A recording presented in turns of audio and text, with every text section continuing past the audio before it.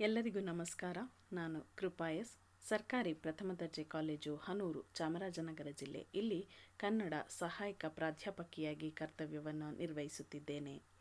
ನಾನು ಈ ದಿನ ಮೈಸೂರು ವಿಶ್ವವಿದ್ಯಾನಿಲಯವು ಅಂತಿಮ ವರ್ಷದ BA ಐಚ್ಛಿಕ ಕನ್ನಡ ವಿದ್ಯಾರ್ಥಿಗಳಿಗೆ ನಿಗದಿಪಡಿಸಿರುವ ಕನ್ನಡ ಜನಪದ ಸಾಹಿತ್ಯ ಅಧ್ಯಯನ ಎಂಬ ಪತ್ರಿಕೆಯಲ್ಲಿನ ಜನಪದ ಕಾವ್ಯದ ಸ್ವರೂಪ ಮತ್ತು ಮಹತ್ವ ಎಂಬ ವಿಷಯವನ್ನು ಕುರಿತು ಕೆಲವು ವಿಷಯಗಳನ್ನು ನಿಮ್ಮೊಂದಿಗೆ ಹಂಚಿಕೊಳ್ಳಲಿದ್ದೇನೆ. ಜಾನಪದ ಎನ್ನುವಂಥದ್ದು ವಿಶ್ವ ಮೌಲಿಕತೆಯನ್ನು ಒಳಗೊಂಡಿರುವಂತಹ ವ್ಯಾಪಕವಾದಂತಹ ಒಂದು ಪರಂಪರೆಯಾಗಿದೆ. ಹಾಗೆಯೇ ಜಾನಪದ ಎಂಬುದು ಒಂದು ವಿಶಾಲವಾದಂತಹ ಜ್ಞಾನ ಕ್ಷೇತ್ರವಾಗಿದೆ. ಜನಪದ ಸಾಹಿತ್ಯ ಅದರ ಬಹುಮುಖ್ಯವಾದಂತಹ ಅಂಗವಾಗಿದೆ. ಸಂಸ್ಕೃತಿಯ ಸಾರರೂಪವಾದಂತಹ ಜನಪದ ಸಾಹಿತ್ಯವು ಆಯಾ ದೇಶದ ಬಹುಸಂಖ್ಯಾತರ ಆಶೋತ್ತರಗಳ ಪ್ರತೀಕವೂ ಹೌದು. ಬರವಣಿಗೆಯಲ್ಲಿ ದಾಖಲುಗೊಳ್ಳದೆ ತಲೆಮಾರಿನಿಂದ ತಲೆಮಾರಿಗೆ ಸಾಗಿ ಬಂದಿರುವ ಸಾಹಿತ್ಯವೇ ಜನಪದ ಸಾಹಿತ್ಯ. ಹೀಗೆ ಮೌಖಿಕ ಪರಂಪರೆಯ ಮೂಲಕ ಹರಿದು ಬಂದಿರುವ ಜನಪದ ಸಾಹಿತ್ಯದ ಒಂದು ಮುಖ್ಯ ಭಾಗವೇ ಜನಪದ ಕಾವ್ಯ ಪ್ರಕಾರ. ಜನಪದ ಕಾವ್ಯವು ಅತ್ಯಂತ ಪ್ರಾಚೀನವಾದ ಸಾಹಿತ್ಯ ಪ್ರಕಾರವಾಗಿದೆ. ಹಾಗೆಯೇ ಜನಪದ ಸಾಹಿತ್ಯದಲ್ಲಿ ಅತ್ಯಂತ ಜನಪ್ರಿಯತೆಯನ್ನು ಪಡೆದಂತಹ ಸಾಹಿತ್ಯ ಪ್ರಕಾರವೆಂದರೆ ಅದು ಕಾವ್ಯವೇ ಆಗಿದೆ. ಜನಪದ ಕಾವ್ಯವು ಜನಸಾಮಾನ್ಯರ ಸೃಷ್ಟಿಯಾಗಿದೆ. ಅಂದರೆ ಸಾಮಾನ್ಯ ಜನರು ಇದರ ಸೃಷ್ಟಿಕರ್ತರಾಗಿದ್ದಾರೆ. ಶಿಷ್ಟ ಪರಂಪರೆಯ ಕಾವ್ಯಗಳಿಗಿಂತ ಜನಪದ ಕಾವ್ಯವು ಬಹಳ ವಿಭಿನ್ನವಾಗಿದೆ. ಜನಪದ ಸಾಹಿತ್ಯ ಅಥವಾ ಜನಪದ ಕಾವ್ಯವು ನಮ್ಮ ಜನಪದರ ಜೀವನ ಸಮಸ್ತವನ್ನೂ ಸಹ ವಸ್ತುವನ್ನಾಗಿ ಉಳ್ಳದ್ದಾಗಿದೆ. ಜನಪದರು ತಮ್ಮ ಬದುಕಿನ ಎಲ್ಲ ಬಗೆಯ ಕಷ್ಟ ಕಾರ್ಪಣ್ಯಗಳನ್ನು, ನೋವು ನಲಿವುಗಳನ್ನು ಅತ್ಯಂತ ಸರಳವಾದಂತಹ ಭಾಷೆಯಲ್ಲಿ ಹಾಡಾಗಿಸಿರೋದನ್ನು ನಾವು ನೋಡ್ತೀವಿ. ಜನಪದ ಕಾವ್ಯವು ಕಾಲ ದೇಶಾತೀತವಾಗಿರುವಂಥದ್ದು. ಇದರ ಜೊತೆಗೆ ನಿತ್ಯ ಪರಿವರ್ತನಾಶೀಲ ಗುಣವನ್ನು ಹೊಂದಿರುವಂಥದ್ದು. ಹಾಗೆಯೇ ಜನಪದ ಕಾವ್ಯವು ಅಜ್ಞಾತ ಕವಿಯ ರಚನೆಗಳಾಗಿವೆ. ಹಾಗೆಯೇ ಜನಪದ ಕಾವ್ಯವು ಅನಕ್ಷರಸ್ಥ ಜನಸಮುದಾಯದ ರಚನೆಯಾಗಿದೆ. ಜನಪದ ಕಾವ್ಯವು ಜನಸಮುದಾಯದ ನಡುವೆ ಹುಟ್ಟಿ ಸಮೂಹದಲ್ಲಿ ಪ್ರಸಾರಗೊಳ್ಳುವುದರಿಂದ ಇದನ್ನು ಸಮುದಾಯದ ಸೃಷ್ಟಿ ಎಂದೂ ಸಹ ಕರೆಯಲಾಗಿದೆ. ನಮ್ಮ ಜನಪದರು ಜನಪದ ಕಾವ್ಯಗಳಲ್ಲಿ ತಮ್ಮ ವೈವಿಧ್ಯಮಯವಾದಂತಹ ಜೀವನಾನುಭವಗಳನ್ನು ದಾಖಲು ಮಾಡಿದ್ದಾರೆ. ಜನಪದರು ತಮ್ಮ ಹಬ್ಬ ಹರಿದಿನಗಳಲ್ಲಿ, ವಿಶೇಷ ಸಂದರ್ಭಗಳಲ್ಲಿ ಕಾವ್ಯಗಳನ್ನು ಹಾಡಿ ಜನರಿಗೆ ಮನೋರಂಜನೆಯನ್ನು ನೀಡುತ್ತಾ ಬಂದಿದ್ದಾರೆ. ಅಷ್ಟೇ ಅಲ್ಲ, ದೈವಸ್ತುತಿ, ಆತ್ಮೋಲ್ಲಾಸ, ಆಯಾಸ ಪರಿಹಾರ, ಸಂಪ್ರದಾಯ, ಜೀವನ ಶಿಕ್ಷಣ, ಹೀಗೆ ಆಚರಣೆ, ಹೀಗೆ ಹಲವಾರು ಸಂದರ್ಭಗಳಲ್ಲಿ ಜನಪದರು ತಮ್ಮ ಭಾವನೆಗಳನ್ನು ಗೀತೆಗಳಲ್ಲಿ ಅಭಿವ್ಯಕ್ತಗೊಳಿಸಿದ್ದಾರೆ. ಆ ಮೂಲಕ ಕನ್ನಡ ನಾಡು ನುಡಿಯನ್ನು ಹೆಚ್ಚು ಶ್ರೀಮಂತಗೊಳಿಸಿರೋದನ್ನು ನಾವು ಕಾಣ್ತೇವೆ. ಜನಪದ ಕಾವ್ಯದಲ್ಲಿ ಬಹುಮುಖ್ಯವಾಗಿ ಜನಪದ ಗೀತೆ, ಜನಪದ ಕಥನ ಕಾವ್ಯ, ಜನಪದ ಲಾವಣಿ ಮತ್ತು ಜನಪದ ಖಂಡಕಾವ್ಯಗಳು ಎಂಬ ಒಳ ವಿಭಾಗಗಳನ್ನು ನಾವು ಕಾಣಬಹುದಾಗಿದೆ. ಇತ್ತೀಚೆಗೆ ಮಹಾಕಾವ್ಯ ಎಂಬ ಮತ್ತೊಂದು ಬಗೆಯ ಸಾಹಿತ್ಯ ರೂಪವೂ ಸಹ ಹೆಚ್ಚು ಪ್ರಚುರಗೊಳ್ತಾ ಇರೋದನ್ನು ನಾವು ನೋಡ್ಬೋದು.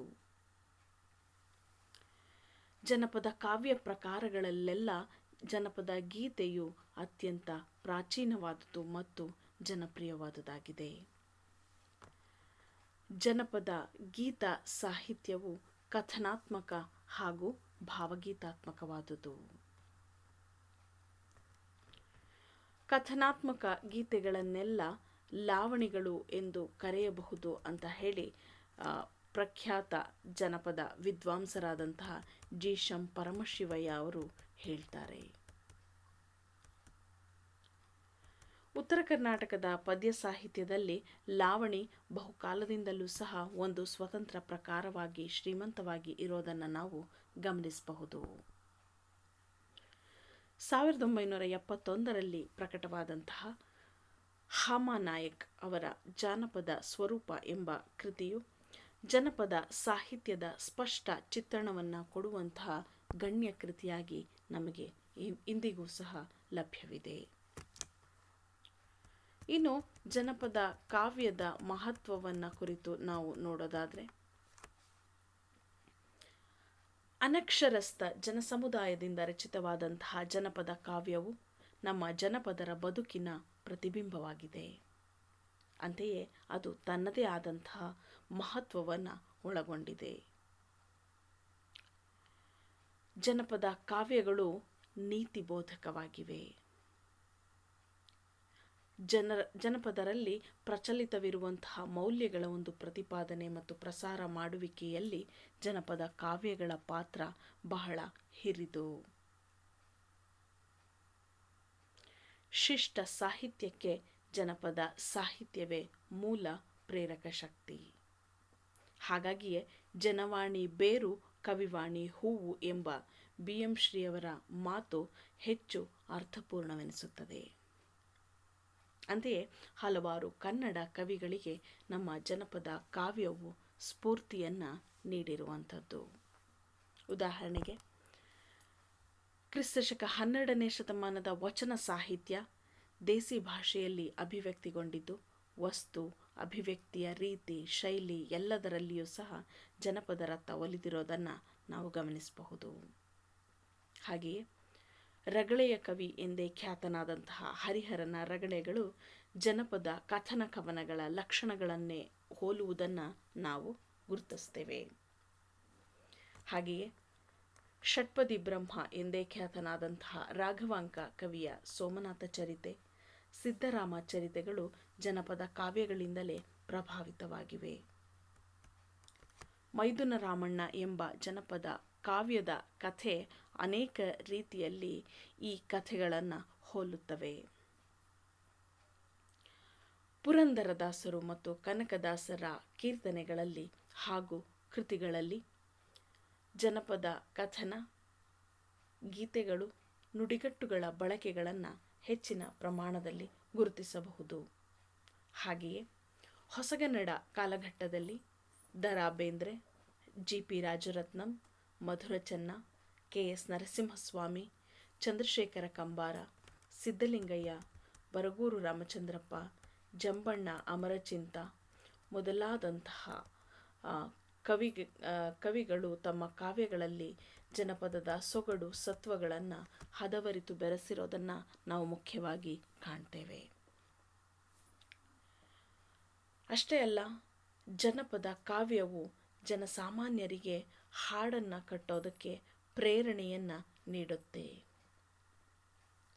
ಜನಪದ ಕಾವ್ಯಗಳ ಅಧ್ಯಯನದಿಂದ ಮಾನವ ಸಂಸ್ಕೃತಿಯ ವಿಕಾಸದ ವಿವಿಧ ಮಜಲುಗಳ ಒಂದು ಪರಿಚಯ ನಮಗೆ ಸಾಧ್ಯವಾಗುತ್ತದೆ. ಜನಪದ ಕಾವ್ಯವು ತಾನು ಹುಟ್ಟಿದ ಸಮುದಾಯದ ಚಿಂತನೆ, ಅನುಭವ, ಕಲ್ಪನೆ, ಮನೋಧರ್ಮಗಳ ಸಾರವಾಗಿದೆ. ಜನಪದ ಕಾವ್ಯಗಳು ಅದ್ಭುತವಾದಂತಹ ಧ್ವನಿ ಸಂಪತ್ತಿನಿಂದ ಕೂಡಿದವುಗಳಾಗಿದ್ದು, ಮನಕ್ಕೆ ತಂಪನ್ನು, ಕಿವಿಗೆ ಇಂಪನ್ನು ನೀಡುತ್ತವೆ. ಈ ಜನಪದ ಕಾವ್ಯಗಳ ಒಂದು ಪ್ರಭಾವದಿಂದಾಗಿ ಸಹೃದಯ ಲೋಕಕ್ಕೆ ಸಂಸ್ಕಾರ, ಸತ್ಪ್ರೇರಣೆಗಳು ದೊರೆಯುತ್ತವೆ. ಜನಪದ ಕಾವ್ಯಗಳಿಂದ ಜನಪದರು ಎದುರಿಸುತ್ತಿದ್ದಂತಹ ಕೆಲವು ಸಮಸ್ಯೆಗಳಿಗೆ ಸಂಬಂಧಪಟ್ಟ ಹಾಗೆ ಅವರ ಅರಿವು ಹೆಚ್ಚಾಗುತ್ತೆ. ಅದರ ಜೊತೆಗೆ ಜನಪರ ಕಾಳಜಿಗಳನ್ನು ಅರ್ಥ ಮಾಡಿಕೊಳ್ಳಿಕ್ಕೆ ಸಾಧ್ಯವಾಗುತ್ತೆ. ಒಟ್ಟಾರೆಯಾಗಿ ನಾವು ಹೇಳೋದಾದರೆ, ಜನಪದ ಕಾವ್ಯವು ವಿಸ್ತಾರವಾದಂತಹ ವ್ಯಾಪ್ತಿಯನ್ನು ಹೊಂದಿದ್ದು, ನಮ್ಮ ಜನಪದರ ದಿನನಿತ್ಯದ ಬದುಕು ಹಾಡಿನಿಂದ ಪ್ರಾರಂಭವಾಗಿ ಹಾಡಿನಿಂದಲೇ ಅಂತ್ಯಗೊಳ್ಳುತ್ತದೆ. ಹಾಗಾಗಿ ಜನಪದ ಕಾವ್ಯವು ಅವರ ಅಭಿವ್ಯಕ್ತಿಯ ಒಂದು ಮಾಧ್ಯಮವಾಗಿ, ಆಯಾಸ ಪರಿಹಾರಕವಾಗಿ, ಅವರ ಭಕ್ತಿಯ ಅಭಿವ್ಯಕ್ತಿಯಾಗಿ, ಮನರಂಜನೆಯ ಸಾಧನವಾಗಿ ತನ್ನ ಛಾಪನ್ನು ಮೂಡಿಸಿದೆ. ಇಂದಿಗೂ ಸಹ ಜನಪದ ಗೀತೆಗಳ ಪ್ರಭಾವ ಹೆಚ್ಚಿನ ಮಟ್ಟಿಗೆ ಇದೆ ಅಂತ ಹೇಳಿದ್ರೆ ಅದು ಅದರ ಜನಪ್ರಿಯತೆಯನ್ನು ಸಾರಿ ಹೇಳುತ್ತದೆ. ಹೀಗಾಗಿ ಇಂದಿಗೂ ಸಹ ಎಲ್ಲರ ಮನಗಳಲ್ಲಿ ಜನಪದ ಗೀತೆಗಳು ಬಹಳ ವಿಶೇಷವಾದ, ಗೌರವವಾದ ಸ್ಥಾನವನ್ನು ಉಳಿಸಿಕೊಂಡಿರೋದನ್ನು ನಾವು ನೋಡಬಹುದಾಗಿದೆ. ಧನ್ಯವಾದಗಳು.